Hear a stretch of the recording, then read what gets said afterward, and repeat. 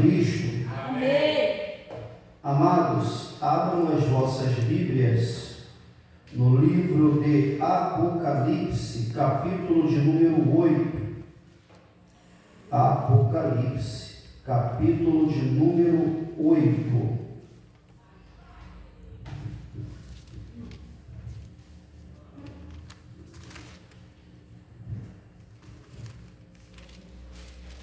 Glórias a Deus, glórias a Jesus, louvado seja o nome do Senhor. Apocalipse, capítulo de número 8, a gente vai dar continuação à aula passada. Na verdade, vamos estar finalizando para adentrar em outra temática. Quarta-feira passada, a gente tratou sobre os selos e ficou pendente o último selo, ok? Para a gente poder entrar na série das trombetas. São 3 séries de 7. A gente já tratou acerca da primeira série, que é os selos. Vamos tratar acerca da segunda série, que é as trombetas. E posteriormente, a gente vai tratar sobre a terceira série, que é a série das taças. Apocalipse, capítulo de número 8. A partir do versículo de número 1. Não esqueçam da minha água, por favor, tá bom? Glória. Quando o Cordeiro abriu o 7º selo, houve silêncio no céu, cerca de meia hora. Então vi os 7 que se acham em pé diante de Deus. Eles foram dadas 7 trombetas. Repete após mim: na abertura do 7º selo, houve meia hora de silêncio no céu. Houve meia hora de silêncio no céu. Olha o versículo 2. Então vi os 7 anjos que se acham em pé diante de Deus. Eles foram dadas 7 trombetas. Veio outro anjo e ficou em pé junto ao altar, com um incensário de ouro, e foi-lhe dado muito incenso para oferecê-lo com as orações de todos os santos sobre o altar de ouro que se acha diante do trono. E da mão do anjo subiu a presença de Deus, a fumaça do incenso, com as orações dos santos. E o anjo tomou o incensário e encheu do fogo do altar, e o atirou à terra, e houve trovões e vozes e relâmpagos e terremotos. Então os 7 anjos que tinham as 7 trombetas prepararam-se para tocar. Assentai-vos. A gente vai fazer algumas perguntas e quem trouxe caneta e papel já se prepara para anotar, ok? A gente vai transitar do primeiro período da grande tribulação para o segundo, ok? Os 7 selos para a transição das trombetas é o período dos 3 anos e meio para os outros 3 anos e meio finais, ok? Então, quando a gente transita dos selos para as trombetas, a gente está finalizando a primeira parte da grande tribulação e passando para a segunda parte da grande tribulação, aonde se intensifica. Eu quero fazer uma pergunta aqui, porque a aula é justamente para isso, para a gente interagir e esclarecer algumas coisas. Pastora Isabel, Igreja do Senhor, lemos o capítulo 8 de Apocalipse, aonde João, ao ver o 7º selo sendo aberto, ele vai contemplar os anjos com a trombeta para poder começar a liberar a série de juízo através das trombetas. Olha a pergunta, Daniel. E no mesmo capítulo 8, João está vendo levar à presença de Deus a oração dos santos. No capítulo 8, a oração dos santos está sendo levada à presença de Deus. Antes de começar a série trombetas. A minha pergunta para a gente interagir: que santos são esses que estava orando e o anjo levou a oração como incenso à presença de Deus? Quem são esses santos? Os anciões. Os 124. Oi? Os 124. 144. 144, os anciões, mais alguém se habilita? Todo aquele que estava salvo? Todo aquele que estava salvo, mais alguém se habilita? Está vendo como é que é importante? Coisas simples, mas que traz dúvida. Por quê, irmãos? Do capítulo 6 ao capítulo 18 é o período do quê? A grande... A igreja já está onde? Então, quem são esses santos dentro do período da grande tribulação que estão orando? Os desviados. Os desviados. Os convertidos na grande tribulação. Não pode ser a igreja, porque a igreja já está no céu. A igreja já foi arrebatada. A oração desses santos no capítulo 8, que está sendo apresentado na presença de Deus, são aqueles que se convertem na grande tribulação. Que a nomenclatura não é mais eclésia, é santos e eleitos. Do capítulo 6 ao capítulo 18, a palavra eclésia não aparece mais. A palavra igreja não aparece mais. Quem se converte se torna o quê? Santos e eleitos. Amém? Por que eu estou trazendo isso? Porque às vezes você pregando pode usar como eu já usei, que a nossa oração, o anjo está pegando e levando no trono de Deus. Pode até isso estar acontecendo agora, mas a gente não pode se basear nesse texto de Apocalipse. Amém, gente? Tudo é um tempo e um período. Dito isto, vamos começar as nossas anotações, porque a minha meta é dar um norte para vocês, ok? Gente, se eu fosse detalhar e falar acerca dos acontecimentos, pastor Moisés, das 7 trombetas, seria mais 7 quarta-feira, porque cada trombeta eu teria que trazer uma explicação, amém? Só que como eu quero abranger o conhecimento de vocês, eu fiz um resumo básico, para quando vocês olharem para o capítulo 8 ao capítulo 11, vocês vão entender os acontecimentos. Beleza? Anota aí, primeira trombeta. Primeira trombeta.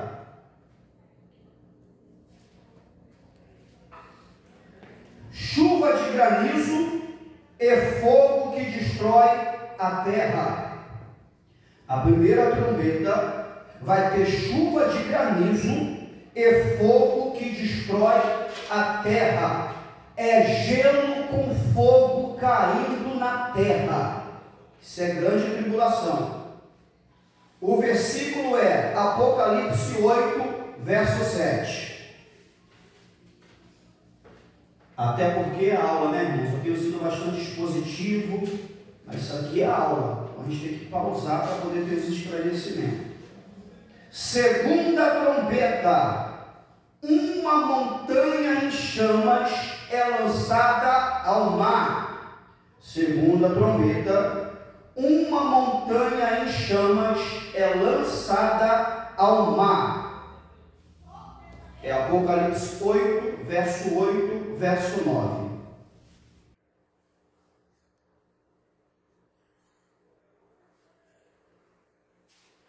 Terceira trombeta.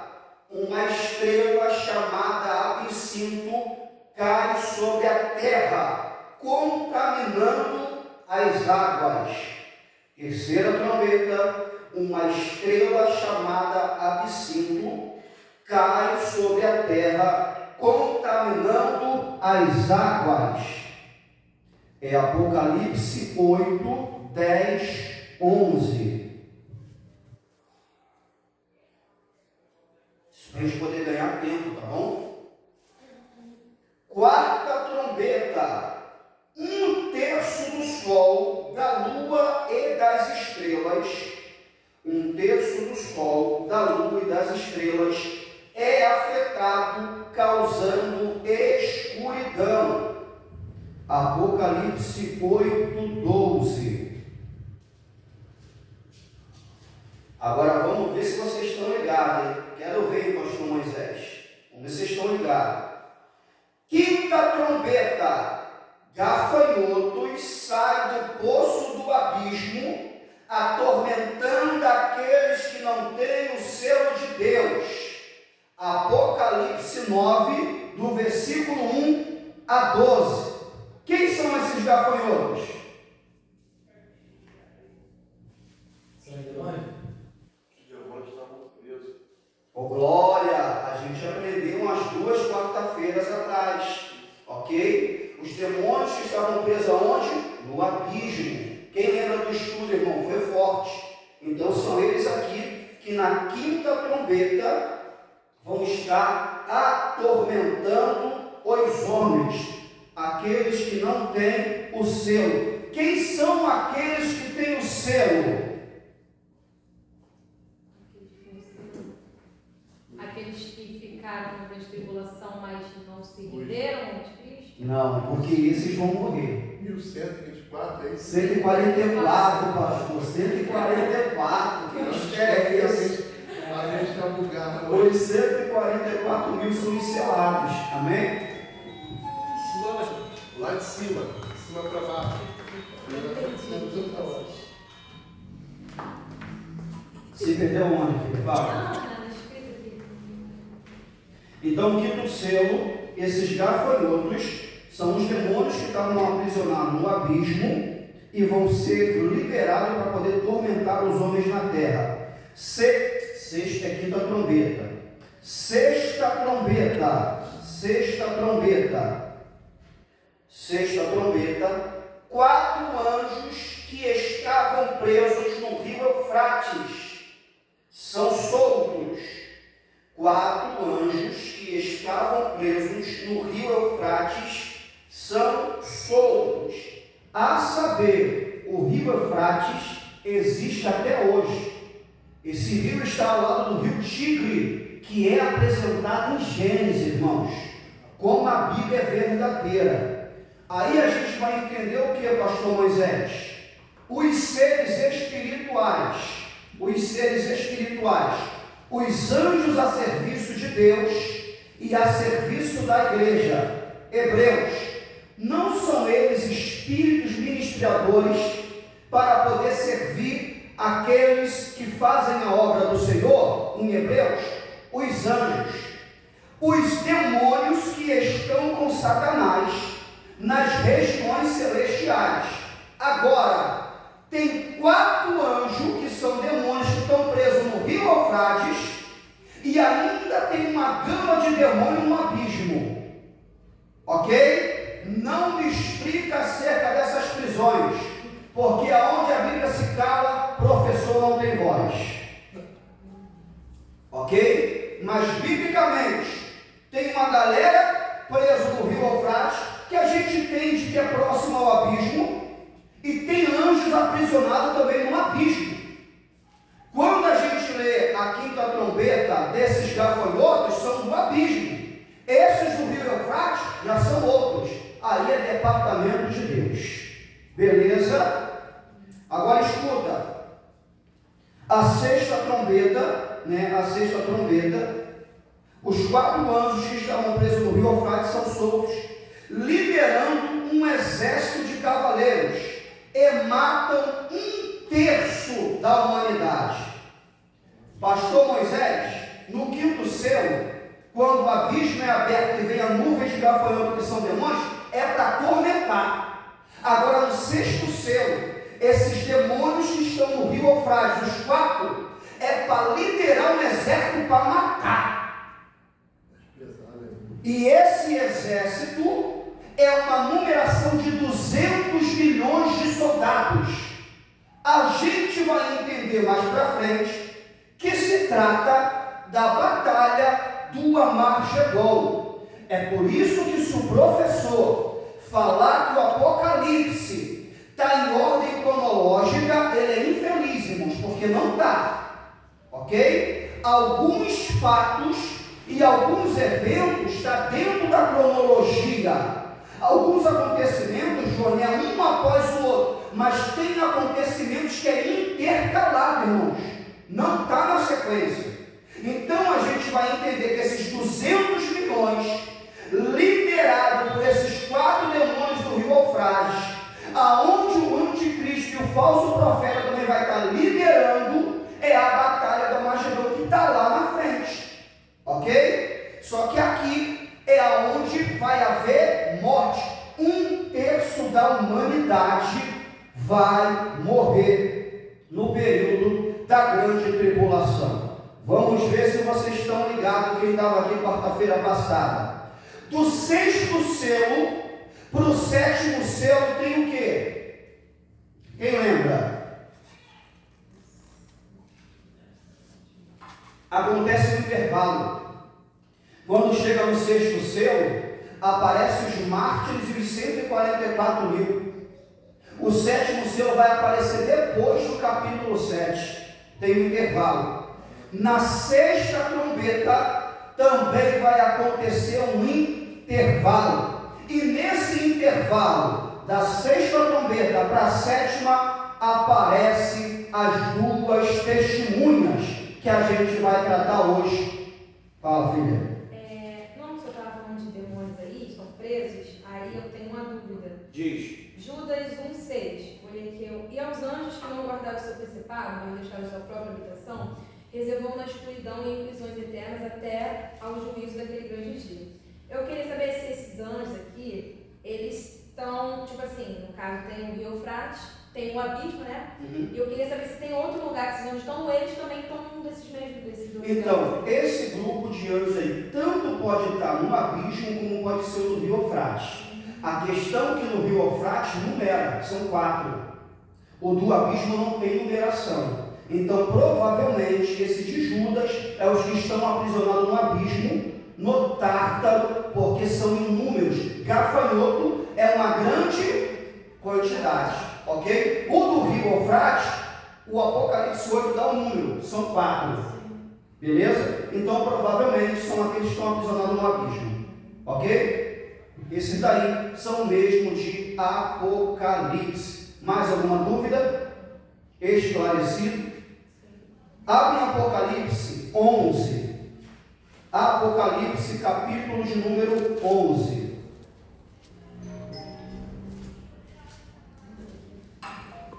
É a revelação parentética após a 6ª trombeta. Apocalipse 11, a partir do versículo de número 3. Apocalipse 11, a partir do versículo de número 3. Darei as minhas 2 testemunhas que profetize por 1260 dias, vestidas de pano de saco. São essas as 2 oliveiras e os 2 candeeiros que se acham em pé diante do Senhor da terra. Se alguém pretende causar-lhe dano, sai fogo da sua boca e devora os inimigos. Sim, se alguém pretender causar-lhe dano, certamente deve morrer. Elas têm autoridade para fechar o céu, para que não chova durante os dias em que profetizarem. Tem autoridade também sobre as águas, para convertê-la em sangue, bem como para ferir a terra com toda sorte de flagelos, tantas vezes quantas quiserem. Quando tiverem então concluído o testemunho que devem dar, a besta que surge do abismo pelejará contra elas e as vencerá e matará. Deixa eu parar aqui para fazer uma pergunta. Essa besta que surge do abismo é quem? Satanás? Quase. A besta que surge do abismo é quem? Satanás também diz anticristo.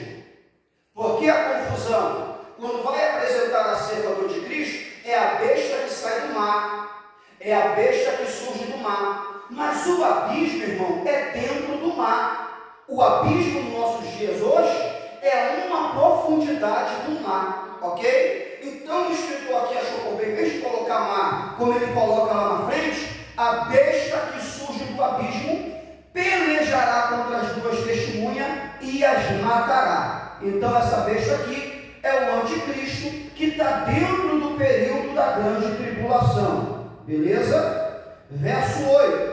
E o seu cadáver ficará estirado na praça da grande cidade, que espiritualmente se chama Sodoma e Gomorra, Egito, onde também o Senhor foi crucificado. Aqui é Jerusalém. Então, muito dentre os povos, tribos e línguas e nações contemplam os cadáveres das duas testemunhas por 3 dias e meio, e não permite que esses cadáveres sejam sepultados. As testemunhas vão exercer o ministério, as testemunhas vão contra o falso profeta e o anticristo, as testemunhas vão causar um terror contra aqueles que se levantam contra Deus. Só que vai chegar um período, quando as duas testemunhas concluir o propósito, Deus vai permitir que o anticristo mate. E o anticristo, juntamente com os povos, não vai permitir que enterre. Para quê? Vergonha. Vai deixar as duas testemunhas na praça de Jerusalém, para que todos contemplem a glória e o poder do anticristo. Ora, a Globo vai estar filmando, as redes vão estar filmando, os celulares vão estar filmando, e vai espalhar por toda a terra que o anticristo venceu as duas testemunhas que estavam causando terror. Antes de Deus permitir que o anticristo, o falso profeta e os seus adeptos matassem as duas testemunhas, no período que Deus estava dando autoridade para as duas testemunhas, saía fogo para poder consumir os inimigos. Essas duas testemunhas vão ter poder para poder fechar o céu e não chover. E isso no período da grande tribulação. As duas testemunhas vão ter poder para o mar se transformar em sangue. Tudo isso a favor de Deus e contra o império do anticristo. Mas quando se cumprir o propósito, e tudo isso é para aqueles que estão na grande tribulação, também através das duas testemunhas, se convertam e se rendam ao Senhor. Daniel, olha como o amor de Deus é grande. No primeiro período da grande tribulação, os 144 mil pregando. No segundo período da grande tribulação, as duas testemunhas pregando. Tudo isso para alcançar o pecador. Deus é Deus de oportunidade. É por isso que no juízo final, ninguém pode falar, eu não tive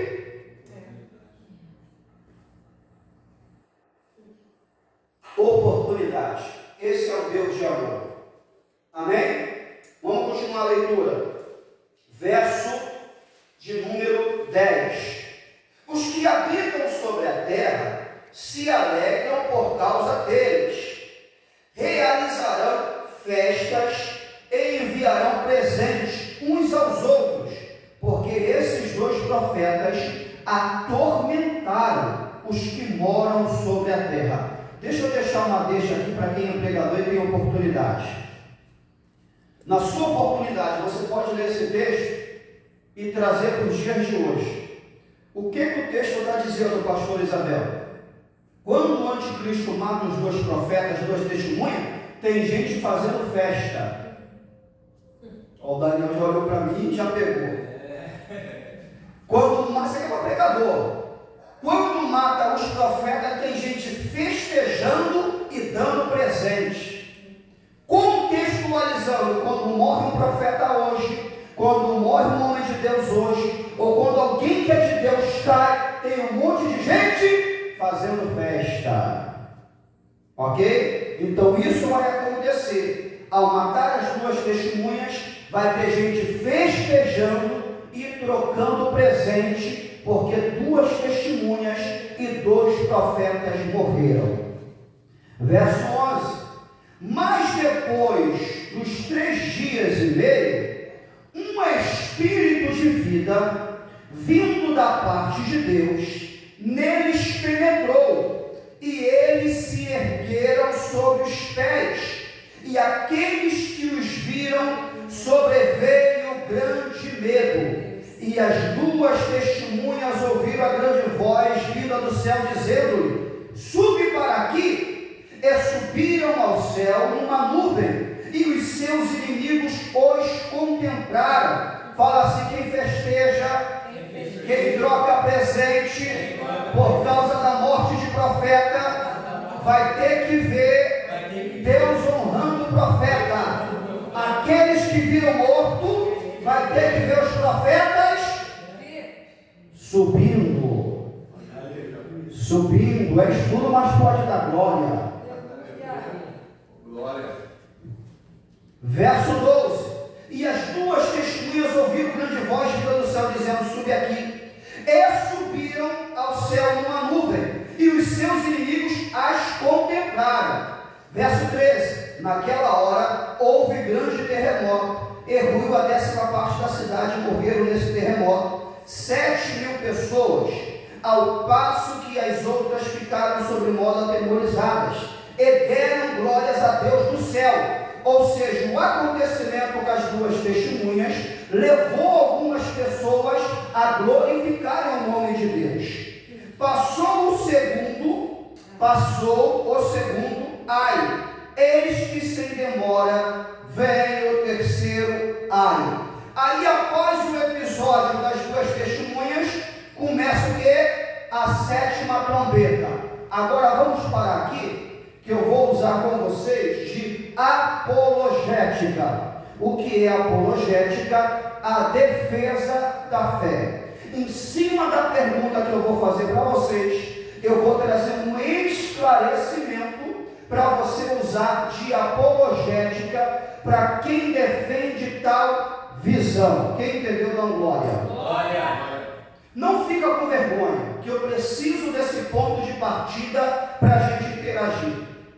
Quem são essas 2 testemunhas que têm poder para poder fechar o céu e não chover, tem poder para trazer fogo do céu e tem poder para fazer o mar se transformar em sangue e liberar praga sobre a terra na grande tribulação? Diz que pode ser Moisés e Elias. Moisés e Elias, mas quem? Eu não Bora, tenho gente. certeza, não tenho certeza, mas eu também acreditava, acreditava que era Elias. Eu já ouvi falar o que a evangelista falou, Moisés e Elias. Fala, Vitória. Mesma coisa. Pastor Isabel. Mais alguém? Vai, Daniel. Moisés e Elias. Unânime Moisés e Elias. Eu vou mostrar para vocês que não tem como. Enoque? Não? Não. Meu Deus. Vou mostrar para vocês que não tem como. Vamos começar do ponto de partida, porque esse aqui é apologética. Ok? Abre Malaquias. Malaquias 4, 5. Mas família, como eu pesquisei sobre isso? Essa é a minha meta. Essa é a minha meta, trazer esclarecimento para vocês. Essa é a minha meta. Abre Malaquias 4, 5, 6. E quando eu pontuar, vocês vão entender e não vai ter mais essa dúvida, eu tenho certeza disso. Malaquias 4, versículo 5 e versículo 6. Olha o que está escrito. Versículo 5. Eis que eu vos enviarei o profeta Elias, antes que venha o grande e terrível dia do Senhor. Qual é o grande e terrível dia do Senhor? Todo mundo. A grande tribulação. O grande e terrível dia do Senhor é a grande tribulação, irmãos. Se tratando da antiga aliança, fala, filha, fala, evangelista. Vamos lá. Vamos lá. Se ele já veio, eu te faço uma pergunta, Dai. Vou falar Dai para poder ficar mais simples. Se ele já veio, eu te faço. Veio quando? Na época de João Batista?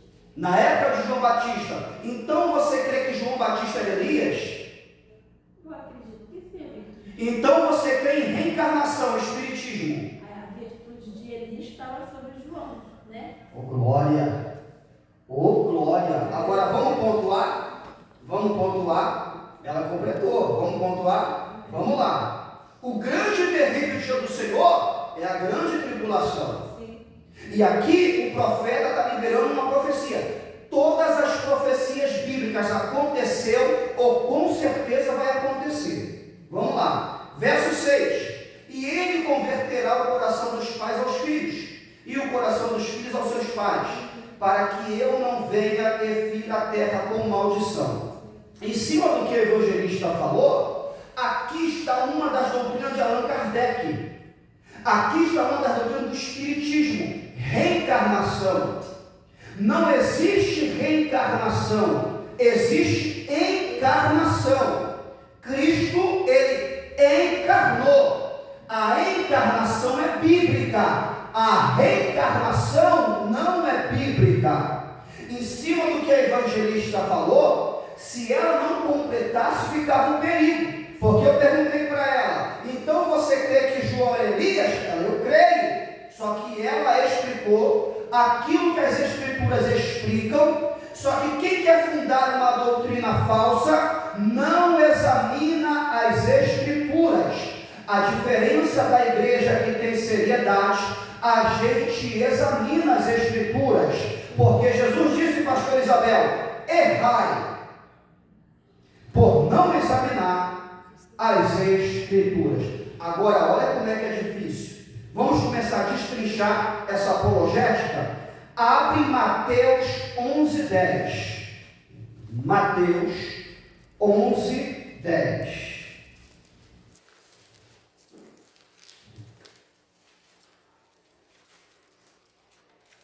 Palavra de Jesus. Mateus 11:10. E é bom você abrir e anotar, ok? Palavra de Jesus. Mateus 11, versículo 10.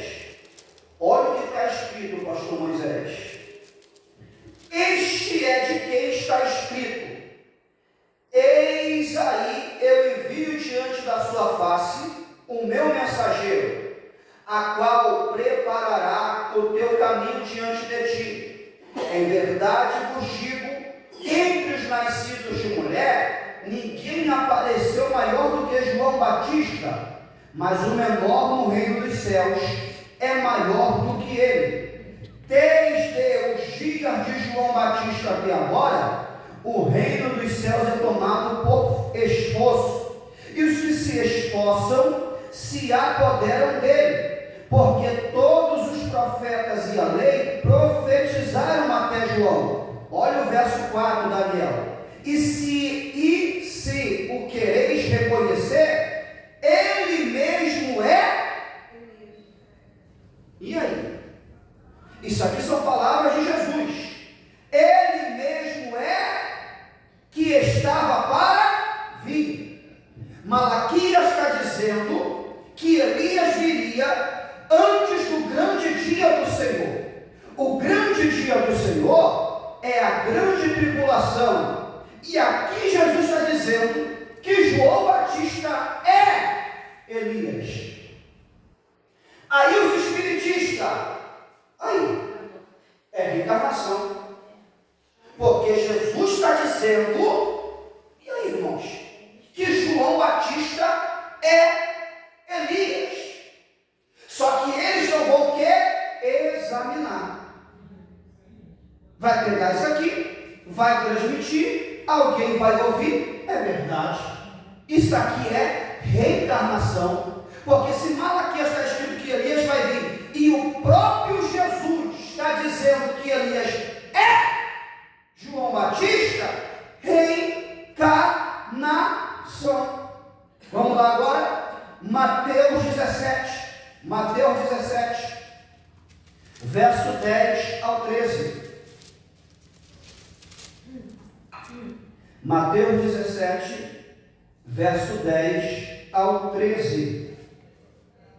Escrito está: mas os discípulos o interrogaram: por que dizem, pois, os escribas, ser necessário que Elias venha primeiro?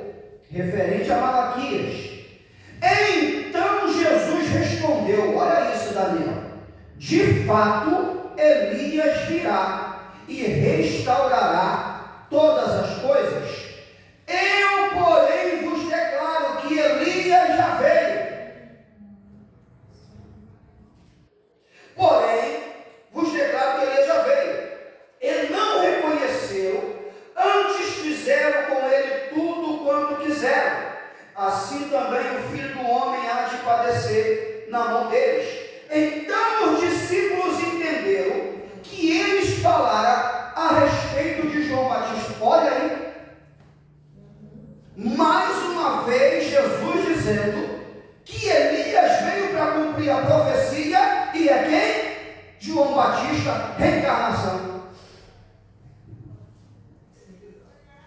Agora abre Marcos 9:11. Só que quem afirma isso não examina as Escrituras. Marcos 9, verso 11 ao 13. 11 ao 13. Interrogaram, dizendo: por que dizem os escribas ser necessário que Elias venha primeiro? Então lhe disse: Elias vindo primeiro restaurará todas as coisas, como pois está escrito sobre o Filho do Homem, que sofrerá muito e será aviltado. Eu, porém, vos digo que Elias já veio, e fizeram com ele tudo o que quiseram, como o seu respeito está escrito. Aí, já apresentei 3 textos de Jesus falando que João Batista é Elias. É reencarnação ou não é? Me prova o contrário. Você leu ou não leu? Me prova o contrário. Só que quem afirma isso não examina. Você pode dar glória? Agora vamos para Lucas. Lucas 1:7. Lucas 1:7. Estou construindo aqui. O nome disso dentro da homilética é construção textual. Beleza? Construção textual. É outra matéria que eu também dou. Lucas 1:7. Pastor Isabel, está entendendo, filho? Lucas 1:7. Aqui vem a explicação, o Daniel. Olha o que está escrito em Lucas 1:7. Lucas 1:17. Lucas 1:17. Quem está falando aqui é Gabriel. Ok? Olha isso aqui. E irá adiante do Senhor no espírito e no poder de Elias, para converter o coração dos pais aos filhos e converter os desobedientes à prudência dos justos, e habilitar para o Senhor um povo preparado. Aqui é o anjo falando com Zacarias acerca de João, dizendo: e ele vai na virtude e no poder de Elias. Então todas as narrativas que lemos não está dizendo que João Batista é Elias. É que João Batista, para poder cumprir a profecia de Malaquias, veio na virtude e no poder de Elias. Então a profecia se cumpriu. Agora, se você não der glória, que esse estudo está ruim, porque eu comecei a explicar aqui, agora eu vou fechar. Agora, Daniel, a melhor coisa, a melhor pessoa para falar o teu respeito é você mesmo. Pastora Isabel, alguém pode responder acerca da sua vida, como responder acerca de João, mas a melhor coisa é perguntar para o próprio. Se tu não der glória, eu estou sentindo Deus aqui. Eita! Vamos ver se tem reencarnação, João. Jesus falou uma coisa, aí veio o Gabriel, falou também. Agora a melhor coisa, Daniel, é perguntar para João. Vamos perguntar para João?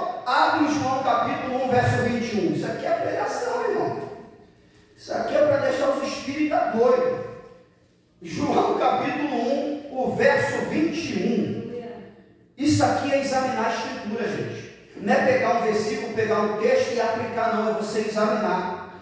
Vamos perguntar para João? Pergunta aí, Daniel, versículo 21, versículo, pergunta aí. Então lhe perguntaram: quem és, pois?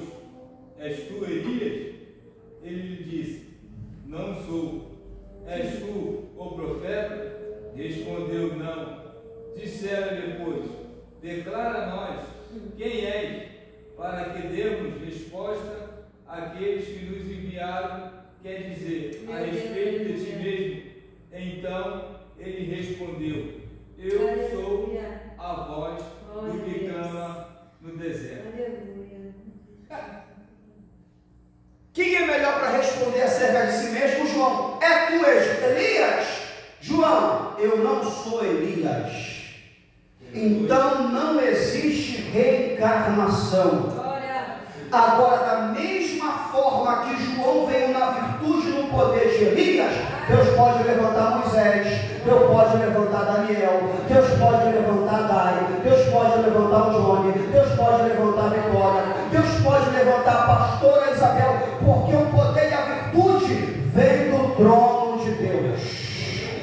Então, dentro da apologética, reencarnação não existe. Vai existir pegando um texto, um versículo isolado. Agora, quando você examina, pastor Moisés, eu perguntei para o próprio João: e aí, João, tu é Elias? Aí sabe o que João respondeu? Eu não sou Elias, eu sou uma voz que estará na calavantria. Aleluia. Aí vem a pergunta: mas e acerca das duas testemunhas? Pode ser Elias? Não, irmãos. Deixa eu fechar esse parênteses para você dar glória. Para ter reencarnação, se tu não der glória, está ruim. A pessoa tem que estar o quê? Não terra. Não terra. Morta. Fala alto. Morta. A pessoa morre e ela reencarna. Elias morreu?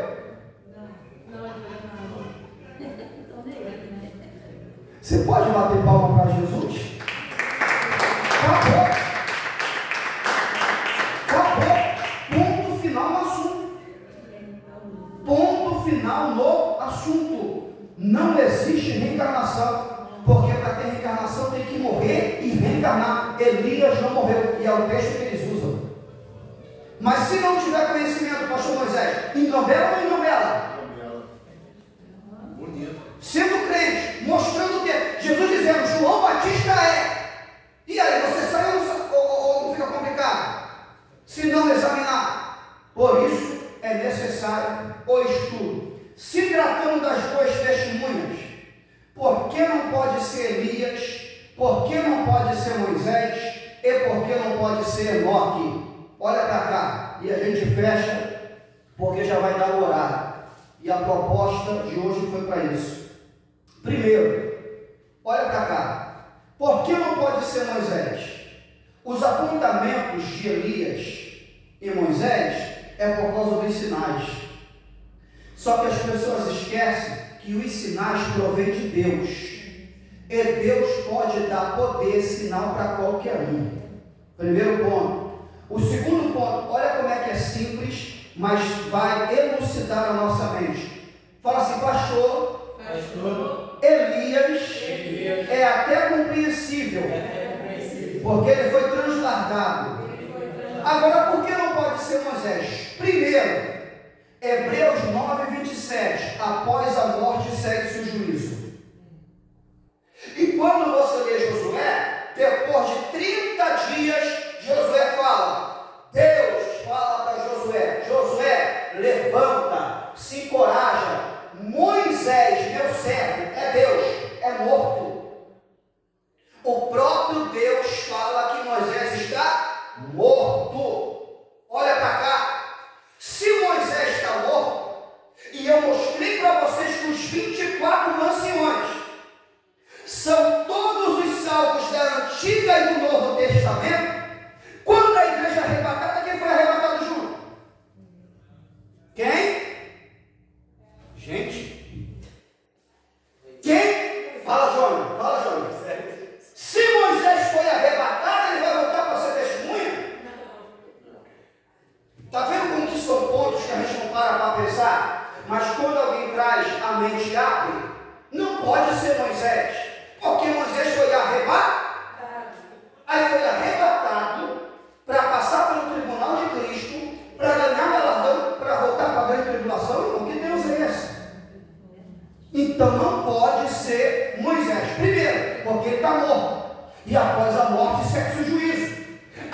já foi arrebatada? Então Moisés foi arrebatado.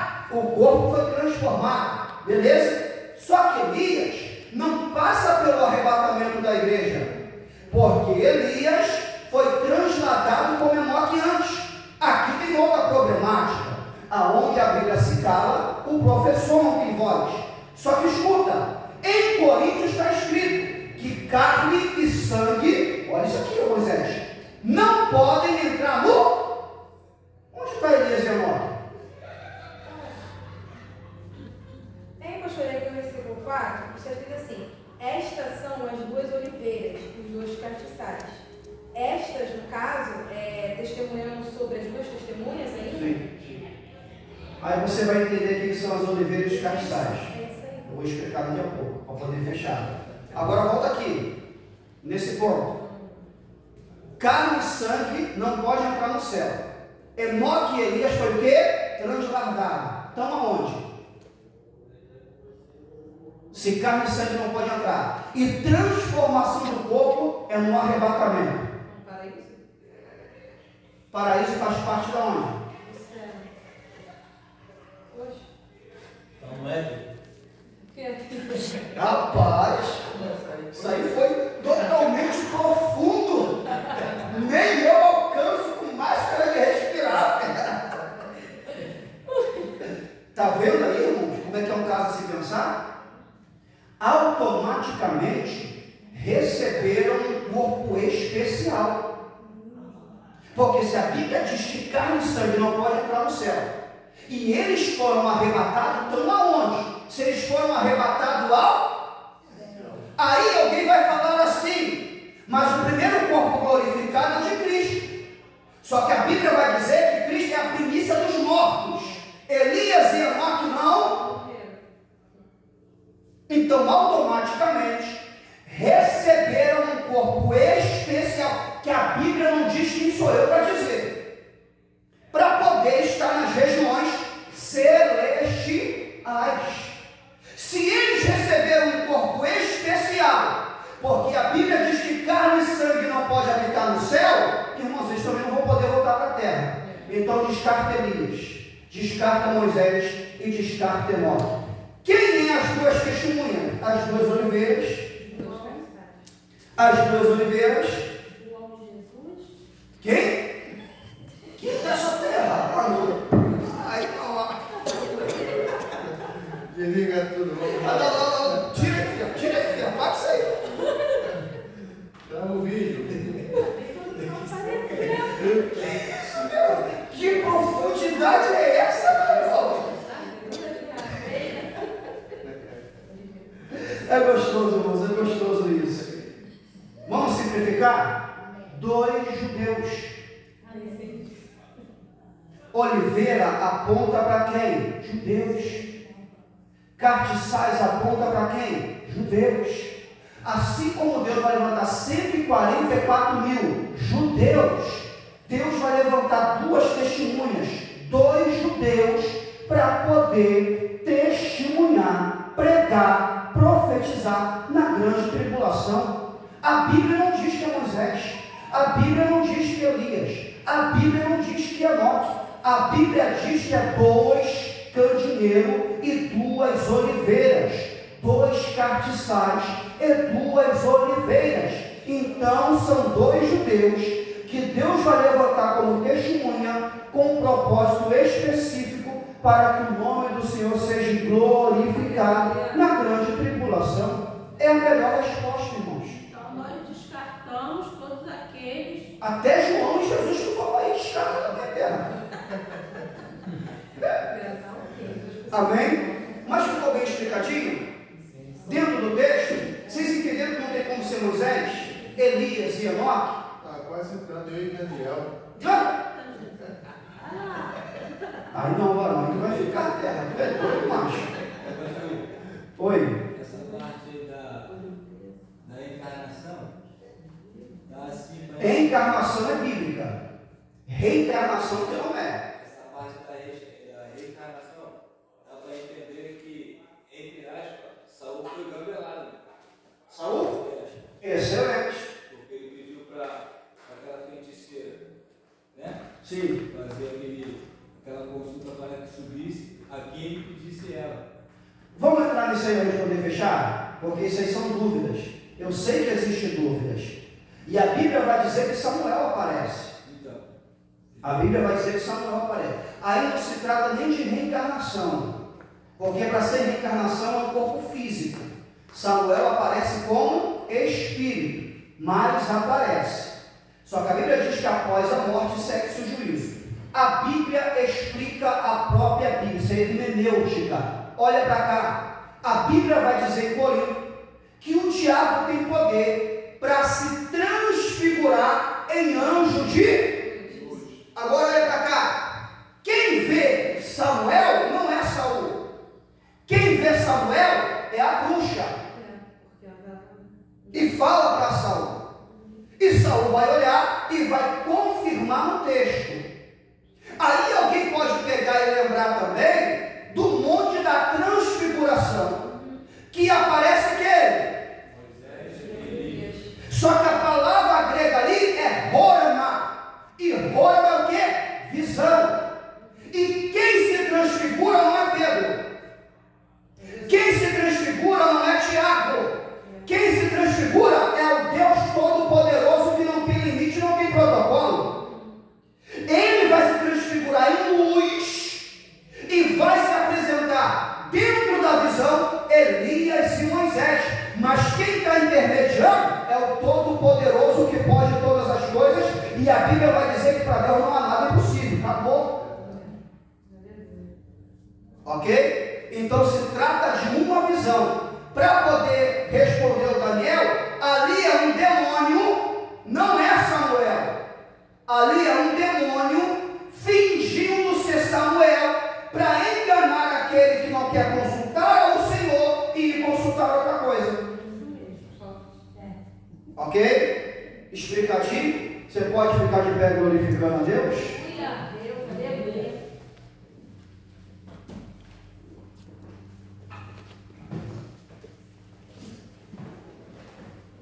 Para poder encerrar, porque o que eu falei para vocês é o parêntese.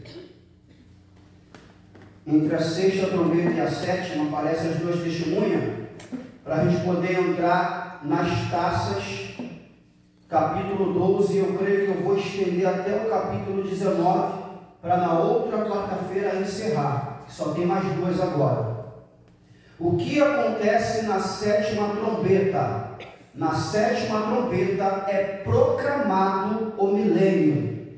É por isso que eu falei que não está em ordem. Na sétima trombeta vai ter a proclamação do milênio. Milênio esse que só está no capítulo 20 de Apocalipse. Mas aqui, quando você lê acerca da sétima trombeta, eles começam a proclamar acerca do milênio. Quem entendeu, da glória a Deus. Glória a Deus. Pai, louvamos e agradecemos o seu nome. Te agradecemos por esse ensino